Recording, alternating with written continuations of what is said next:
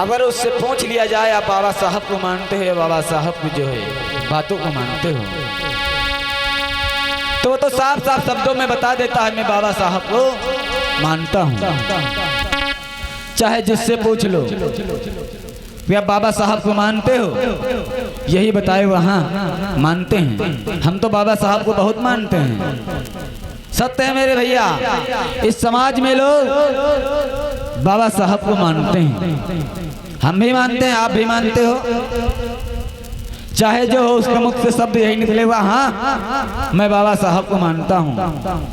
लेकिन मेरे भैया जो पढ़ा लिखा शिक्षित होगा वही कहेगा कि मैं बाबा साहब को भी मानता हूँ और बाबा साहब की बात को भी मानता हूँ।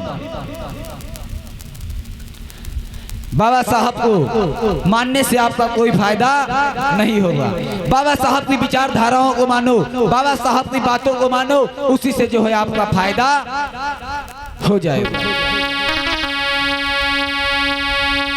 लेकिन ये हमारा समाज बाबा साहब को मानता है, बाबा साहब की प्रतिमा पर प्रतिदिन जाता है, फूल माला अगरबत्ती खूब चढ़ाता है।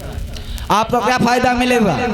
10 रुपए की अगरबत्ती लाओगे तुम्हारा पैसा चला जाएगा, मोमबत्ती लाओगे तुम्हारा पैसा चला जाएगा, फूल लाओगे तुम्हारा पैसा चला जाएगा।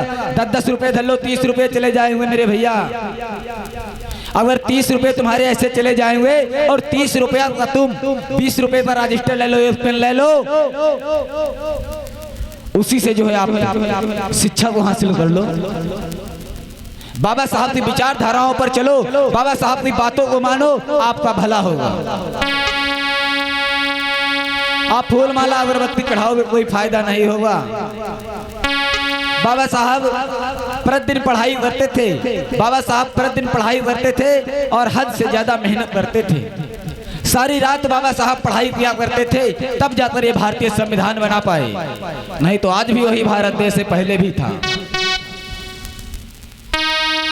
पहले भी पढ़े लिखे लोग ज्यादा थे और आज भी हैं। क्या पहले लोग दूसरे लोग संविधान नहीं बना सकते थे?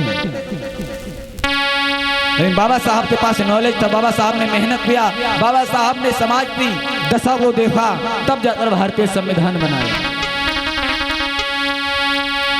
तो मेरा कहना तो यही है, आप सभी लोग जो है ज्यादा से ज्यादा शिक्षा को हासिल करो। मेरे भैया मैं तो साफ साफ शब्दों में बता देता हूँ, अगर आपके पास शिक्षा है तभी सब कुछ है, अर्थात आपके पास कुछ नहीं है। चाहे जितना पैसा कमा लो, अगर शिक्षा नहीं तो कुछ नहीं है।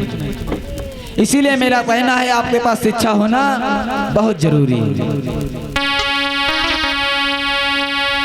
तो आइए